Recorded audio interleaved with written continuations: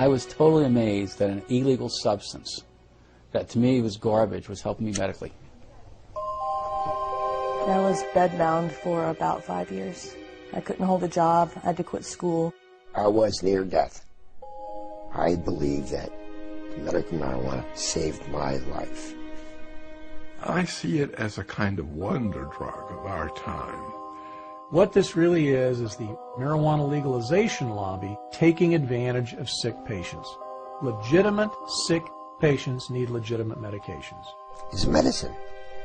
If it is a medicine, how come it is not regulated through medical fields? Never in my career did I find a chemical so ill-qualified to be defined as a pharmaceutical. I think the biggest problem is that you're talking about a highly impure substance. You get all this stuff that's floating around in marijuana. 488 substances, 66 cannabinoids. If you find a positive effect, then that justifies drilling down deeper and deeper to see where this positive effect is coming from. There's quite a bit of evidence that suggested that cannabis would be useful for a number of indications. Migraine and nausea and vomiting. Marijuana contains anti-inflammatory, antioxidant, and probably anti-cancer compounds. We found that cannabinoids can almost completely cure cancers in these mice. Do you think that there has been much of a conversation about the science? Not nearly enough. Not nearly enough. I think the political controversies have harmed the research side.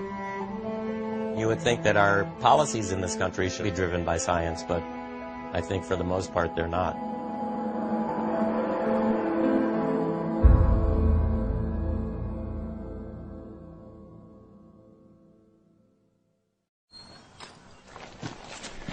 I'm not one for just sitting around.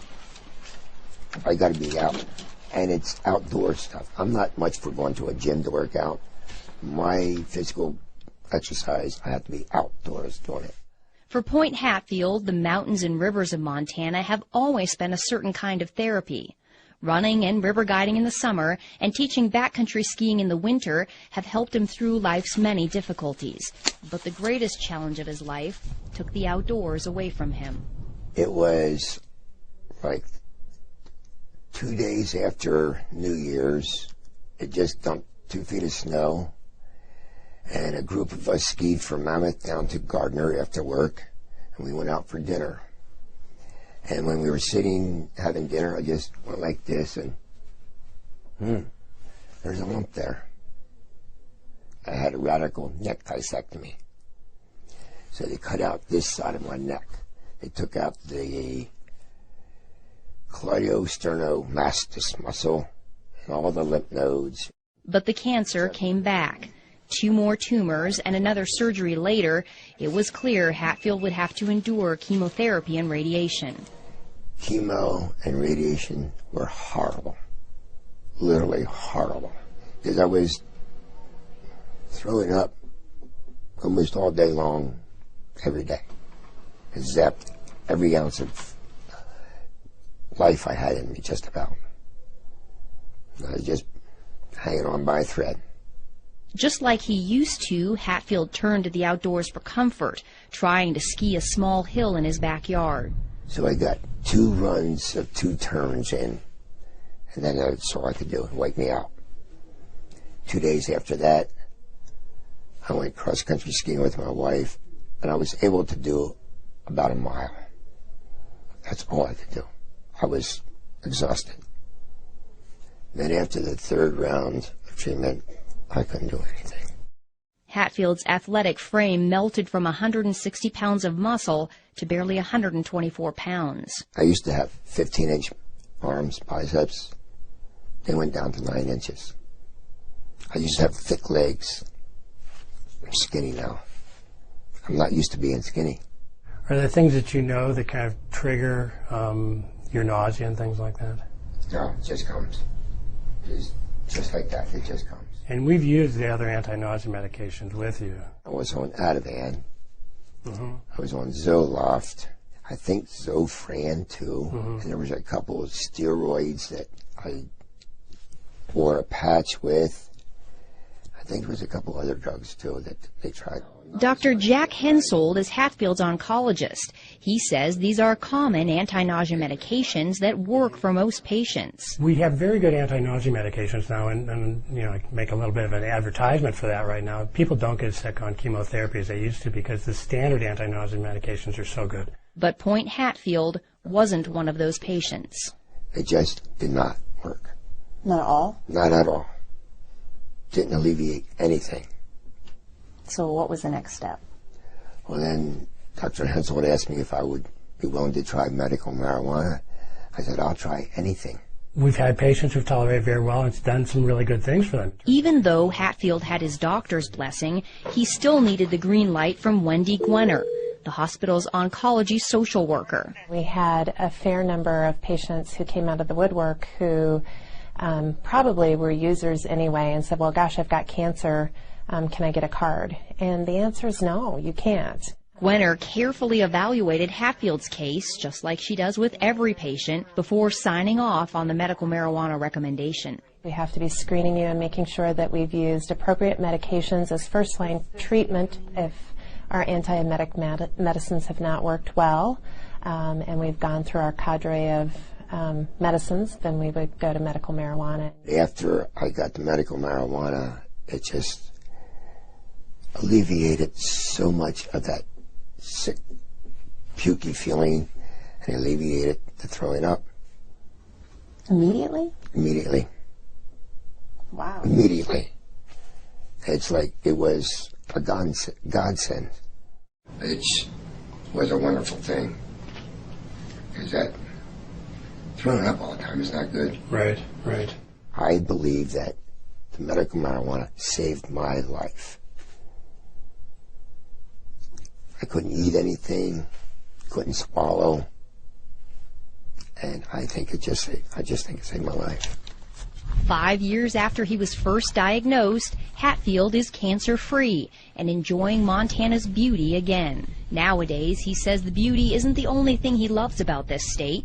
He loves the progressive voters who passed the state's compassionate use medical marijuana law in 2004. Allowing patients like him the option of using a drug at the center of a growing controversy. There's a false stigma attached to it, and I'm doing this interview to help other people. Why not? It's our job to help other people. It's our responsibility. If we can do something for people, why not do it? If something can help somebody, why not let those people have that? Impassioned pleas from patients just like Hatfield have been the spark behind a nationwide movement to allow access to marijuana as a medicine. By the fall of 2010, 15 states had passed laws similar to Montana's. This is all in direct conflict with federal law. Since the 1970s, the U.S. government has considered marijuana a dangerous drug, one with a high potential for abuse and no accepted medical use. It's known as a Schedule I drug, the most restricted category. Marijuana shares its Schedule I status with drugs like heroin, ecstasy, and LSD. Drugs that have a high potential for abuse but do have an accepted medical value are placed on Schedule II. Some of the drugs currently on Schedule II are methamphetamine, cocaine, opium, and morphine. Doctors can legally prescribe medications on Schedule II. They cannot prescribe Schedule I drugs. So doctors like Hensold cannot legally prescribe marijuana to patients like Hatfield. Instead, state marijuana initiatives carve out a gray area, allowing doctors to make a recommendation for medical use. But they do so at their own peril, since the federal government still views any marijuana use, even medical, as illegal. The government publicly says, well, marijuana's not a medicine because we don't have enough studies to show it, or we don't have this, or we don't have that. And you go, well, here I am. You've been sending me this for 28 years. Every month, Florida stockbroker Irvin Rosenfeld receives a tin of 300 federally grown and rolled marijuana cigarettes, complete with a legal marijuana prescription glued to the side. Does it seem hypocritical to you? Of course it's hypocritical. Of course it is. I mean, the fact that they've been giving it to me for all this time, they've given me over 120,000 medical marijuana cigarettes so far in my lifetime. In the 28 years, 120,000. Rosenfeld is one of 4 surviving public patients in a little-known federal program. I show them my tin can, and I show them my marijuana, they go, what? What do you mean the federal government grows this? What do you mean the federal government supplies this? They have no idea. It was called the Federal Investigational New Drug Program. Since applications to the program are confidential, the exact number of patients who made it in is unknown. Rosenfeld believes he was one of about a dozen patients who received legal marijuana cigarettes from the federal government. We were able to convince the government that nothing else worked, and so they had no choice but to give it to us. Rosenfeld argued he needed marijuana to treat his terrible pain caused by a rare disorder diagnosed at age 10. It's called multiple congenital cartilaginous exostosis, which means bone tumors on the end of long bones, that whatever tumors I had at puberty will grow as I grow. They mostly grow outwardly into the muscles and the veins, stretching the muscles and the veins, making it very painful and very tender. I'd be screaming and crawling on the floor for 2 hours trying to get the muscles to get back in place. And then once they finally got back in place, the muscle would be so torn that I couldn't walk for 3 days. On top of the pain was the knowledge that any of the hundreds of benign tumors in his body could become malignant at any time.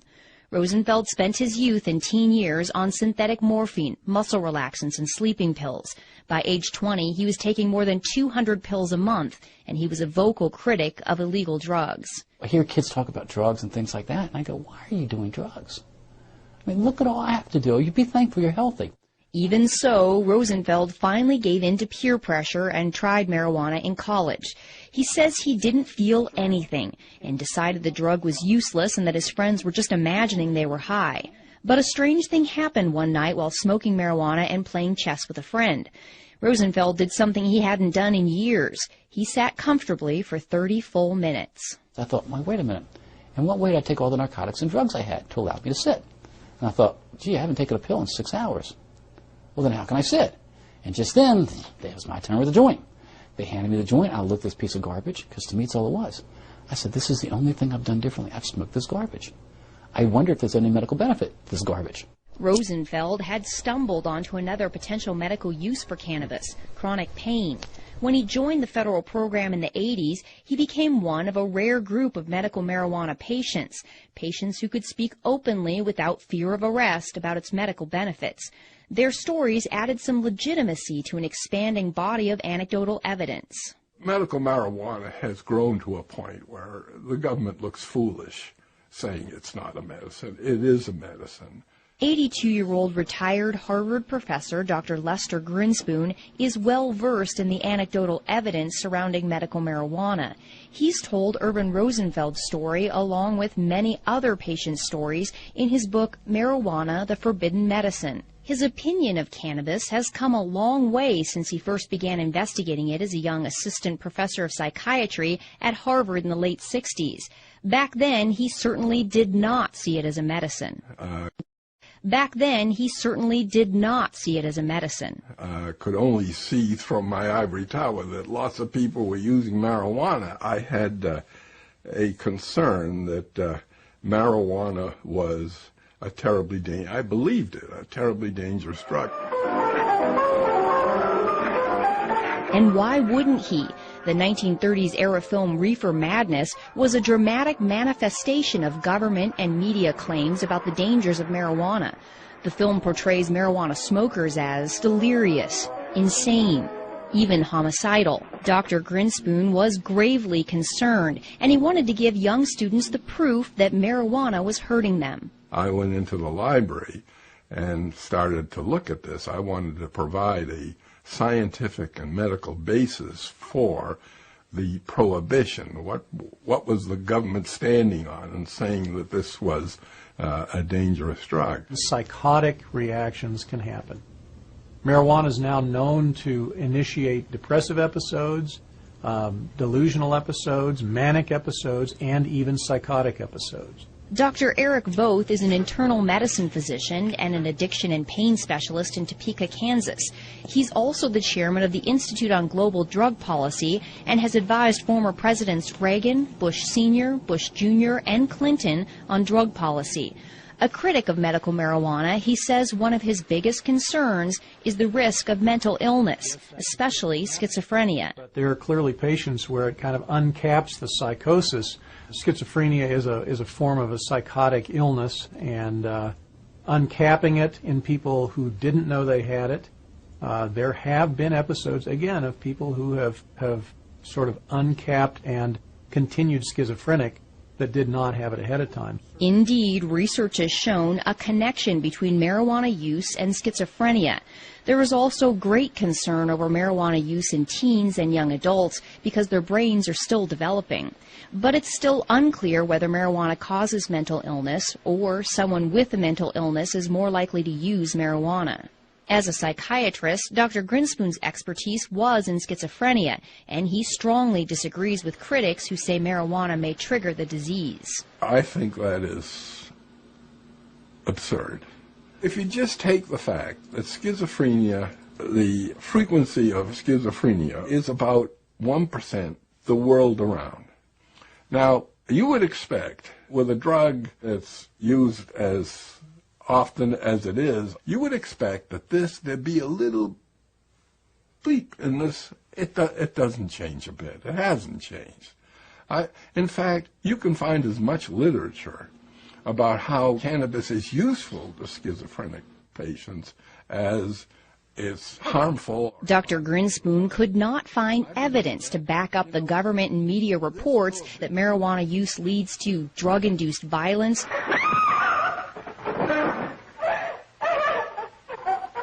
and incurable insanity. He is hopelessly and incurably insane, a condition caused by the drug marijuana to which he was addicted. This substance, the most harmful thing about it was not any inherent psychopharmacological property of the drug, but rather the way we as a society were treating the people who use this drug. It's been a medicine for about 3,000 years now. It only hasn't been a medicine in this country for 68 years. I say in the scheme of things, it's been a medicine a whole lot longer than it hasn't been. Dr. Donald Abrams is a professor of clinical medicine at the University of California, San Francisco, and an oncology physician at San Francisco General Hospital. He says doctors were able to freely prescribe cannabis for various ailments up until 1937. Harry Anslinger, who was a prohibitionist and the first head of the Federal Narcotics Bureau, decided to introduce the so-called Marijuana Tax Act. Physicians in the United States knew the medicine as cannabis, and by using marijuana, he sort of did an end run around the medical community. The act imposed a high tax on medical marijuana and such onerous registration and reporting requirements that it effectively banned its use as a medicine altogether. The American Medical Association came out in opposition to the act, with Dr. William C. Woodward testifying there was no evidence the medical use of cannabis was causing addiction, and that there are evident potentialities in the drug that should not be shut off by adverse legislation. He opined that it's impossible to foresee how much the new regulations will deprive the public of the benefits of a drug that, on further research, may prove to be of substantial value. The Marijuana Tax Act delivered the final blow to a medicine that was already being replaced by the opiates and aspirin. Cannabis was removed from the U.S. Pharmacopoeia in 1942. The fact that cannabis was an accepted, valuable medicine in the United States for nearly a century might be surprising to the teens who grew up watching the dramatizations of reefer madness. It certainly came as a surprise to Dr. Grinspoon. I discovered when I got into the library that I, despite my training in science and medicine, had been brainwashed. He put his findings into an 80-page paper, aptly titled Marijuana Reconsidered. It was later published in Scientific American. Then his professional investigation of cannabis took an unexpected, personal turn.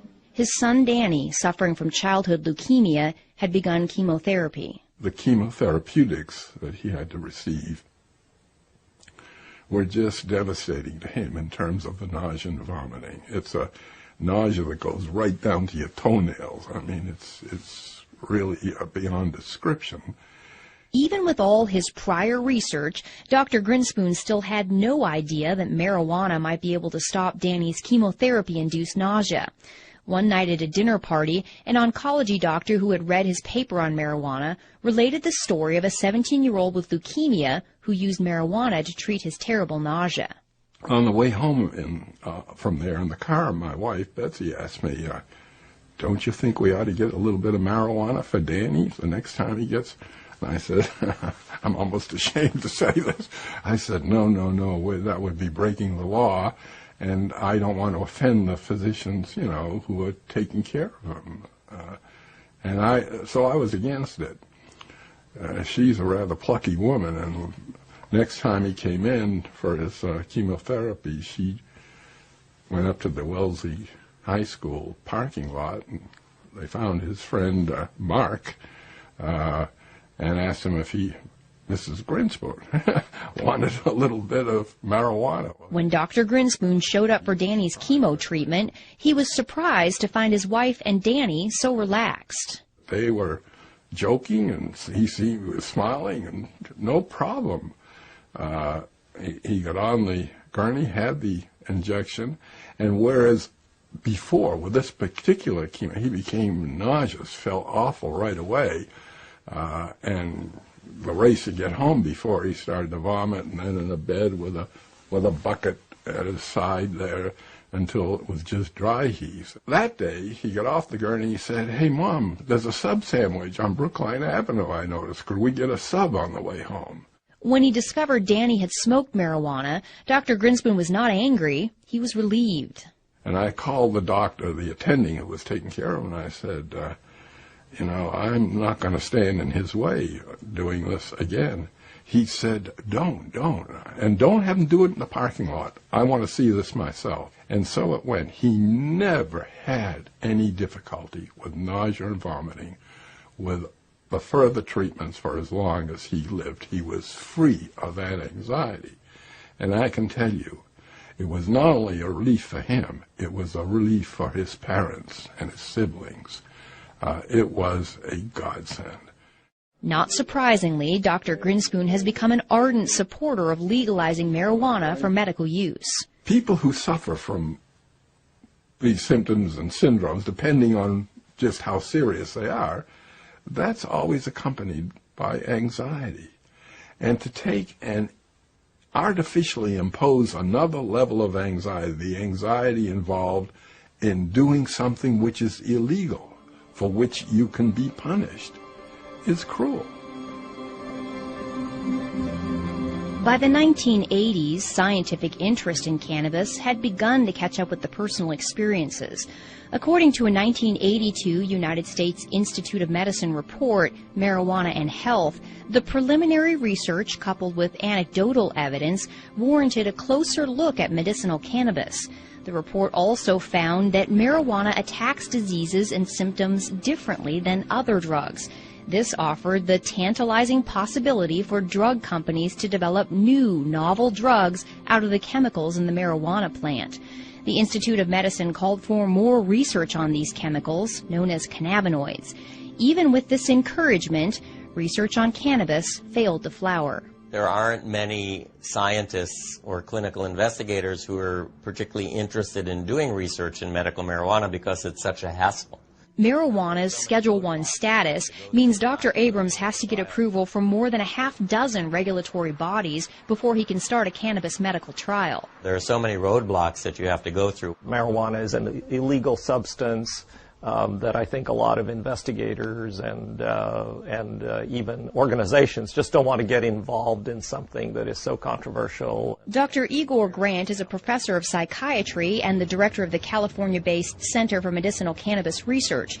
He says not only is the research bureaucratically difficult, it's expensive, and financial backers are hard to find. You know, an ordinary investigator just does not have the time or resources to do this kind of work. I mean, you really need, either federal or state funding or pharma funding, something to navigate this whole system. The center's research was funded by a $9 million grant from California taxpayers. The money allowed for a few legitimate small marijuana trials, including several done by Dr. Abrams, that confirmed what Rosenfeld was saying all along. that cannabis works on pain, especially pain that does not respond to opiates. All of them, to some extent or another, demonstrated that smoked marijuana is effective in this situation for which we really don't have very good treatments. I can say that the cannabinoids are almost certain to be useful in neuropathic pain based on the research that we've done.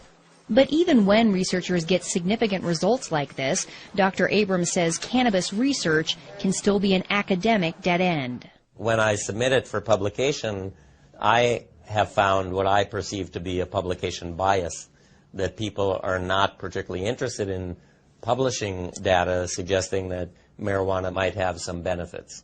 All of those things, I think, sort of dampen anybody's enthusiasm to take on medical marijuana research. And scientists are not getting much help from pharmaceutical companies either. No pharmaceutical company is interested in supporting, marijuana research. Because it's a naturally occurring substance out in the world, so you can't patent it per se. So the research on it is quite dicey. It really is. Nobody can make any money on that research or on that development. Even if drug companies created a novel marijuana plant drug that they could patent, doctors could not prescribe it. It's going to be a class 1 type of drug. It's not going to be broadly used. And again, why do you want to spend a lot of time developing a drug that you can't really sell? Why would a pharmaceutical company want to get involved with something like that? I think until marijuana is rescheduled, large-scale research will probably not occur. Advocates have been mired in a decades-long legal fight with the U.S. Drug Enforcement Agency to do just that. In the late 80s, they made the argument that marijuana has accepted medical value and that it belongs on Schedule II. It was the judge who, my understanding was, basically suggested that it be made a Schedule II. According to government documents, the DEA's administrative law judge, Francis Young, found there was incontrovertible evidence that cannabis was an effective medical treatment for nausea and appetite loss, multiple sclerosis, and spinal cord injury spasms. Judge Young ruled marijuana should be moved to Schedule II, writing, "The evidence in this record clearly shows that marijuana has been accepted as capable of relieving the distress of great numbers of very ill people. It would be unreasonable, arbitrary, and capricious for DEA to continue to stand between those sufferers and the benefits of this substance." For those who were concerned about marijuana's side effects, Young ruled that as a medicine under a doctor's supervision, marijuana in its natural form is one of the safest therapeutically active substances known to man. The DEA and other federal agencies disagreed. They overruled Judge Young's decision and kept marijuana on Schedule I. But the ruling did add to growing pressure on the U.S. government to go beyond its own compassionate use program and make marijuana legally available as a medicine. The answer? Provide a pill that can do what the plant does. For years, the government had been sponsoring and funding research to put the active ingredient in marijuana, THC, into a capsule form. Known as dronabinol or Marinol, the drug is a synthetic version of THC created in the laboratory. Since it did not come directly from the plant, the DEA placed it on Schedule II. They wanted to have an answer to people like me. There is a medicine out there that people can buy. They don't have to use herbal marijuana. Dr. Grinspoon says the problem is Marinol does not work as well as marijuana. You take people who have used both herbal marijuana, smoked it or ingested it, and Marinol or dronabinol. Every time, never an exception. Oh, I much prefer herbal marijuana. It was my experience when AIDS patients first started taking dronabinol back in 1992 that they didn't like it. The absorption when taken orally of THC is very variable and low. The gut only absorbs 12%, plus or minus a few percent depending on the individual. The problem with taking it through the gut, you have to wait for an hour and a half to 2 hours to know whether you're getting relief from the pain or the nausea or whatever it is you're trying to relieve. How does Marinol compare in all this? I was talking earlier. I mean, do you feel like it's as effective as the plant or no? No. I do not believe Marinol is as effective as marijuana or THC. And why do you say that? I've never really seen it work. We've had it on, it's expensive, and I've never had a patient who seemed to get much benefit from it. We really haven't had very much success with patients with Marinol for any side effect management. So there's something that is lost in with the THC in that processing. Dr. Abrams says what's lost in the processing are all the other cannabinoids in the plant, some of which are known to mitigate the high associated with THC, making the patient feel more relaxed instead of anxious. There are 400 other compounds in the plant, including 70 other sort of lookalikes to delta-9 THC, and those are all there for a reason. They provide balance, if you will, the yin and the yang, and, you know, my opinion that you lose that balance when you remove the single most psychoactive component from the plant and use that as a pharmaceutical. I've used Marinol on some patients selectively. I've not had any problem with Marinol. Dr. Voth says while he's not overly impressed with Marinol, he would rather have patients take a pill. He says telling a patient to smoke an illegal plant is substandard medicine. I treat a lot of sick patients with all sorts of different pain and neuropathic disorders and cancer, etc. And I cannot think of one circumstance in 27 years of active practice that I've had to say, well, it's time for you to smoke dope. I just haven't. And that includes terminal patients and hospice patients. Anyone who says that, you know, we have adequate treatments for all of the conditions for which marijuana is purported to have some effect, I don't think that is a correct statement. I think the fact is that we have a lot of difficult to treat conditions, and there may be a niche or a place for the cannabinoids with some of those conditions. Oncology social worker Wendy Gwenner agrees. She's personally seen patients who don't get adequate relief from the anti-nausea drugs. And when it comes to getting patients to eat, it is far and away the best medication that we have for chronic wasting and for increasing appetite in cancer patients. There's probably nothing that works as well for appetite stimulation that we have as marijuana. But Dr. Hensoldt says cannabis does have one side effect that certain patients don't like, namely the high. Most of the side effects I worry about with patients are really the euphoria and the altered sense of consciousness that people get, and whether they'll tolerate that or not. Generally, you'd consider a high as an adverse effect. So that adverse side effect for people who don't want to be high is really a problem. For other patients, though, the high could be part of the therapeutic effect. A 1999 U.S. Institute of Medicine report on marijuana found the drug's anti-anxiety and sedative effects could be a benefit. I can't convince myself that the psychoactive part doesn't play a part. If they feel good, that's terrific. But does feeling good lead to addiction? Absolutely. Marijuana is habituating, addictive, whatever you want to call it. Dr. Voth says marijuana has about the same addictive potential as alcohol. The 1999 government report found marijuana was slightly less addictive than alcohol, with 9% of all users experiencing addiction. And marijuana does not have the extreme physical withdrawal symptoms that alcohol and other drugs do. Potential for withdrawal is really minimal because the cannabinoids are stored in fat, so that if you stop using marijuana abruptly, it still leaches out from fat over a number of days, so you don't get a precipitous withdrawal.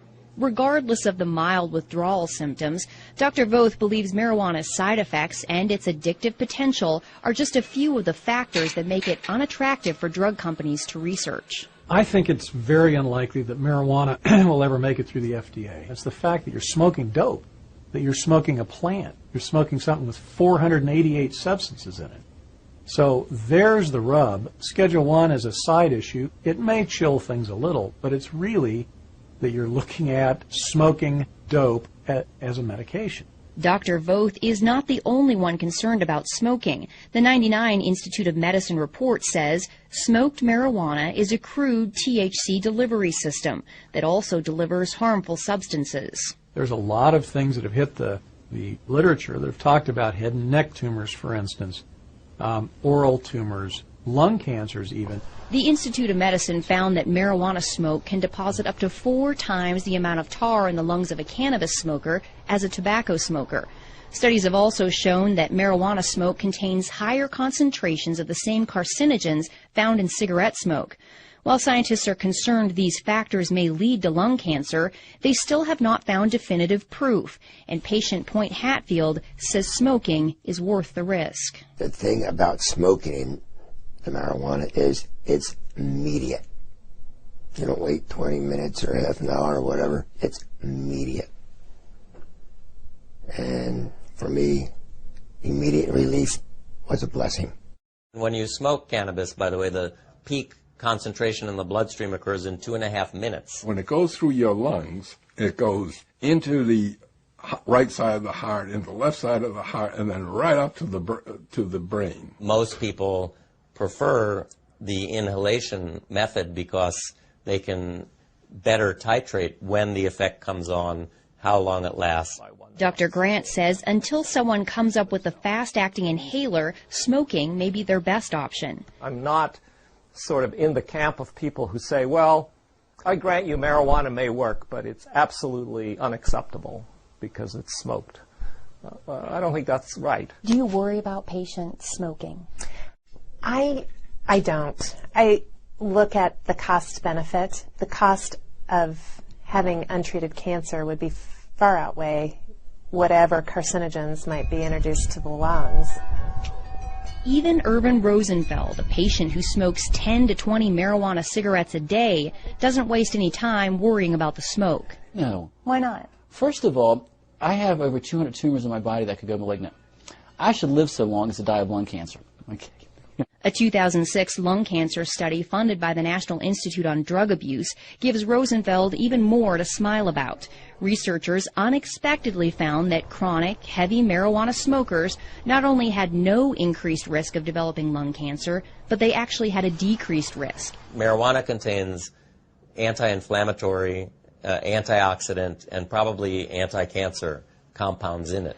This is where the complexity of the plant is both a blessing and a curse. With dozens of cannabinoids and hundreds of other compounds, it's difficult to pinpoint the source of the beneficial effects found in the smoking study. There are challenges in doing research on something that has, 150 different chemicals in it. Critic Dr. Eric Voth believes the true medical potential of cannabis lies in targeting some of those chemicals, not smoking the entire plant. There are elements in the cannabinoids and various cannabinoids that have a lot of positive effect and very little addictive or high causing effects. Scientists have managed to isolate and focus attention on one of those. It's called cannabidiol, and next to THC, it's one of the most abundant cannabinoids in the plant. CBD is cannabidiol, which is another cannabinoid like the main psychoactive ingredient, but instead of getting people high, CBD seems to be a very potent anti-inflammatory and analgesic. So it relieves pain and decreases inflammation. But what I'll do... Anti-inflammatory and analgesic. So it relieves pain and decreases inflammation. But what I'll do is I'll just kind of put the stove on low. I'll spoon out a little bit of the canna butter, about that much as a dose is worth for the night. And I'll put it into the pan and just let it melt down. CBDs seem to help my seizures. I'm not using it to get any psychological effects off of it. I'm just eating the butter raw with bread, so warmed up. And how often do you take that? Once a day, twice a day? At night, right before bed. I used to be on approximately 14 different prescriptions, and I would still have up to 12 seizures a day. I used to take 2 handfuls of pills, no more. While this 27-year-old epilepsy patient is relieved to be taking medical marijuana, she's considerably more anxious about showing her face and has requested we conceal her identity. Why do you not want to show your face? I am not comfortable showing my face because of all the discrimination that has already happened. She says both she and her husband have lost jobs when she spoke openly about her use of marijuana as a medicine. But the fact of the matter is, somebody has to speak up or nobody will hear these stories.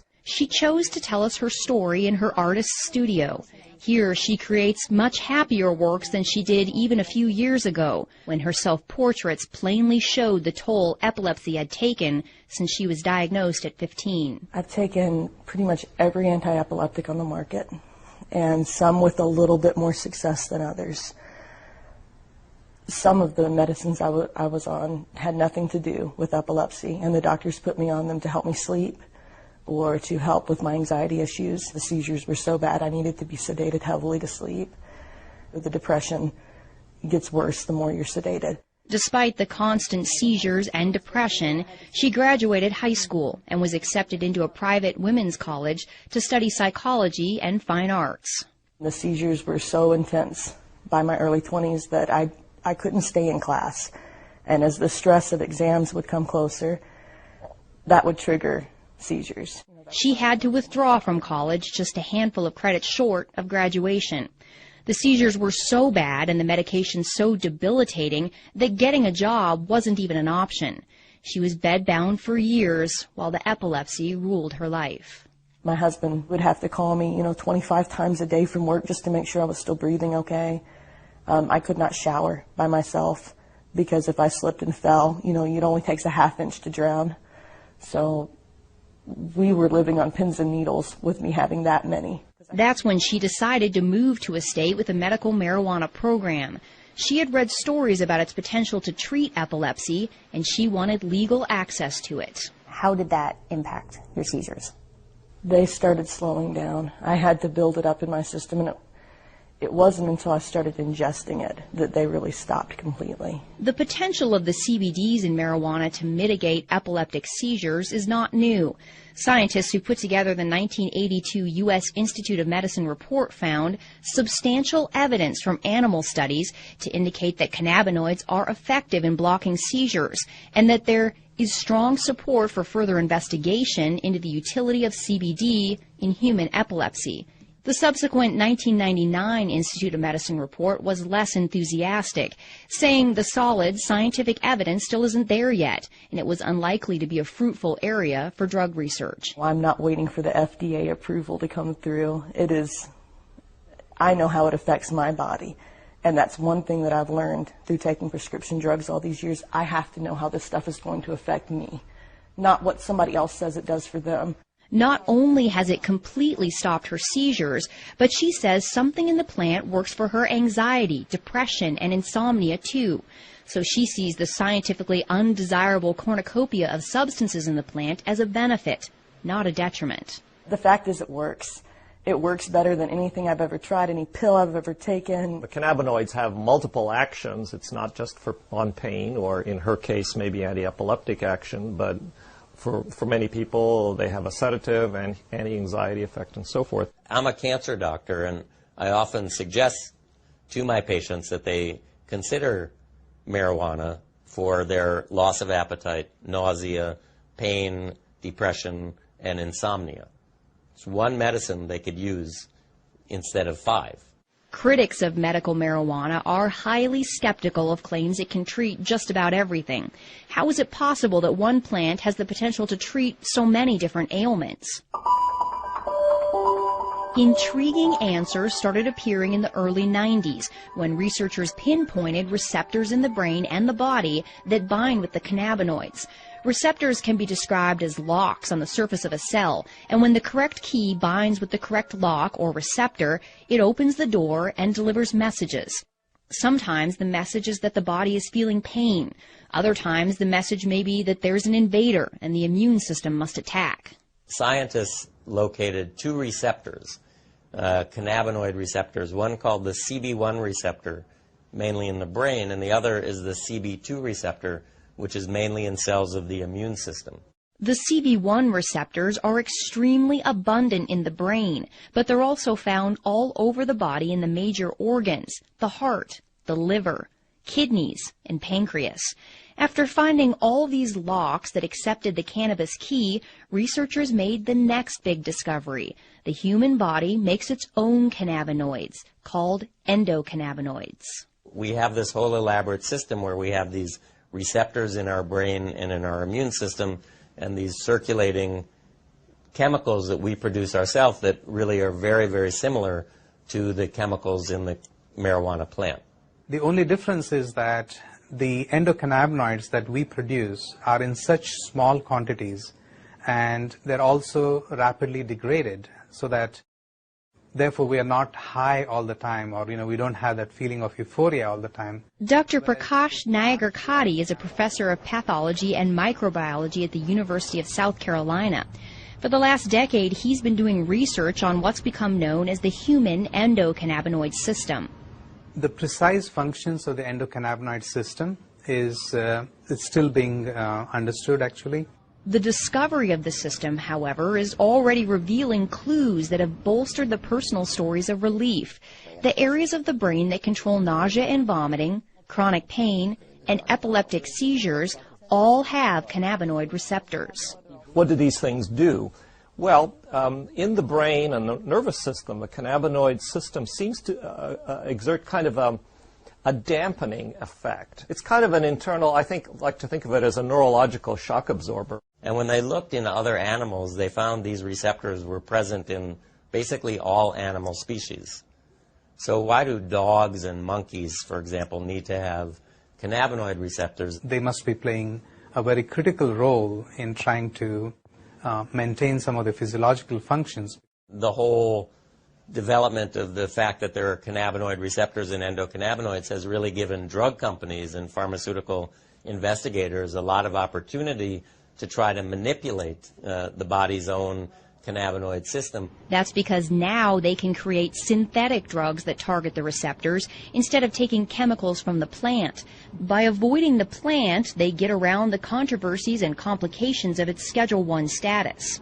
A search of the U.S. patent database reveals numerous large pharmaceutical companies have filed recent patents claiming their cannabinoid receptor drug has the potential to treat almost everything: multiple sclerosis, Alzheimer's, Parkinson's, rheumatoid arthritis, Tourette's, epilepsy, heart disease, obesity, various mental illnesses, and the holy grail of medicine, a cancer cure. We feel that these cannabinoids give us an opportunity to study their functions, and see how we can exploit them, how we can manipulate these cannabinoids and the receptors to find cures for a large number of diseases currently in which there is particularly no cure.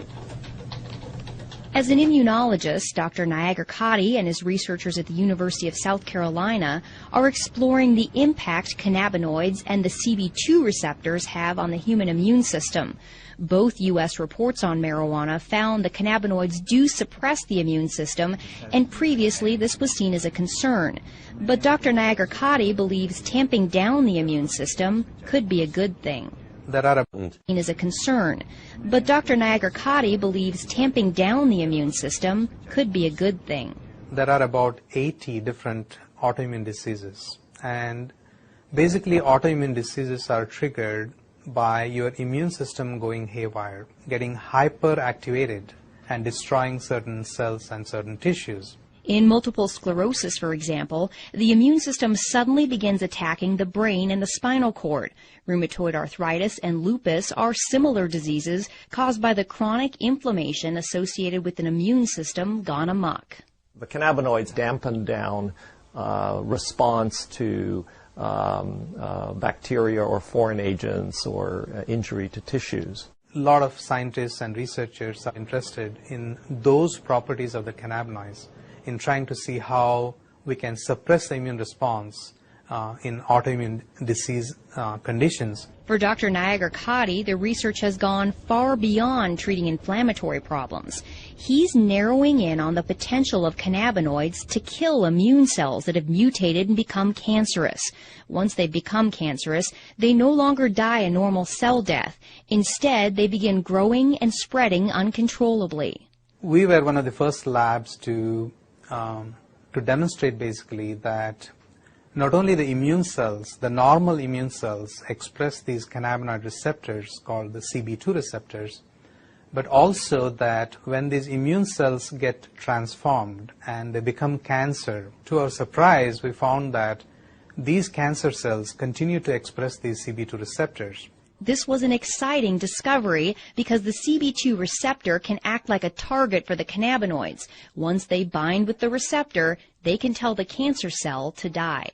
So basically telling the cells basically to commit suicide, and that's what they do. And we demonstrated that that would be the mechanism by which the cannabinoids can kill the cancer, and therefore it can be used effectively as an anti-cancer agent. Dr. Nagar-Katti and his researchers were able to eradicate almost 100% of the cancer in test tubes. But they were skeptical they would see similar results when they moved on to tumors in mice. To our surprise, we found that almost 25 to 30% of the mice completely rejected the tumor. They were completely cured. And in addition, we found that the remaining mice also, there was a significant reduction in the volume or the size of the tumors as well. The lab results have been so promising that Dr. Nagar-Katti is beginning clinical trials with leukemia patients. There's no doubt in his mind that the cannabinoids, either from the plant or lab created, will play a major role in medicine in the future. I feel that in the next 5 or 10 years, there is going to be exponential growth in cannabinoid research. It's an area where both the critics and the advocates agree. Scientists are now well on their way to developing medicines based on the cannabinoids. It begs the question, however, will modern medicine eventually make the marijuana plant obsolete? No, it will not. In fact, it will only enhance it. Okay, because now it's more proof that the plant really does work. Okay, and instead of spending $600 a month on buying the pharmaceutical drug, I can grow my own plants. I don't want them to ever take the choice away because I don't know how long it's going to be before they really find out exactly what is working for me or for others. And right now, having the raw plant available is the best solution because you have all of it there. You don't have just what they've isolated, just what they've decided is important now. Let's keep it in the corridors of science. Let's keep it in the FDA. Let's do what needs to be done, which is careful, longitudinal, placebo-controlled, crossover, head-to-head studies, and see where it falls out. But let's deliver what's really medicine. That is the individual cannabinoids. They may come across some things that are better than herbal marijuana for one thing or another, and good luck to them. I'd love that. But I never want to see compromised the capacity of people to use herbal marijuana, whether it's because the drug that they've come up with is much more expensive, or it doesn't do as well, or whatever the reason. That people should always have herbal marijuana available to them without any constraints from the law. Patients say for now the question is irrelevant. Science has not yet given them the opportunity to choose between an effective pill or the plant. This is something where I have no other medical alternative to treat this condition. I have exhausted all of modern medicine's alternatives, and they have really screwed my body up. She says cannabis has allowed her to hold down 2 jobs and make plans to go back to school and finish those last credits. There is so much promise now where there was none before. Without the 10 to 12 cannabis cigarettes a day, I would not be working. I most likely would be on disability. I'd be homebound, and I'd be a drain on society versus a productive member of society. The federal program that allows Irvin Rosenfeld to legally use marijuana for chronic pain was shut down in 1992. Today, he's one of a few living patients who were grandfathered in and still receive marijuana every month, courtesy of the U.S. taxpayer. Point Hatfield believes he will never gain back the muscle he lost during his cancer fight, but he got his life back. And he thinks people should not underestimate this plant just because it doesn't come with a prescription. It's medicine. It's medicine just like aspirin is, or Zoloft, Ativan. It's a medicine. Marijuana is here to stay. It is certainly here to stay as a medicine. Dr. Grinspoon says the social stigma surrounding marijuana has damaged the medical research for too long. Today, he's on the advisory board for the marijuana advocacy group NORML. because he believes the only way marijuana will reach its true medical potential is if it's fully legalized. He's felt this way since the 70s, when he predicted the medical promise of cannabis would lead to a repeal of the prohibition in less than a decade. For years, I waited for my prophecy to come true, and I despaired that I would never see it in my lifetime. And I'm 82 and I have cancer now, so I'm not sure I will, but at least I'm seeing, this boat was dead in the water for all the years I was running around testifying, so forth. Nothing. And now, since medical marijuana, wow, are we making progress. Well, you're going straight to the heart of the issue, which really is the medical excuse movement is a means to get the camel's nose under the tent. The folks that are pushing the medical excuse movement really come from the medical legalization movement. I think it's not helpful to brand people's motivations. It may be the case that there are some people out there who really are trying to legalize marijuana under the cloak of medicine. I don't happen to be one of them. I'm more interested in seeing if there is a medical indication here, and if there is, I think it is a social responsibility to provide that for people who are suffering. The scientists are not here to make, policy decisions, but our goal is to find out the truth. To that end, the American Medical Association and the American College of Physicians have taken positions that marijuana should be moved off of Schedule I to make research on the cannabinoids easier. We who are involved in the science sort of wish that science would become more of a dominant driver in the messaging, as opposed to politics.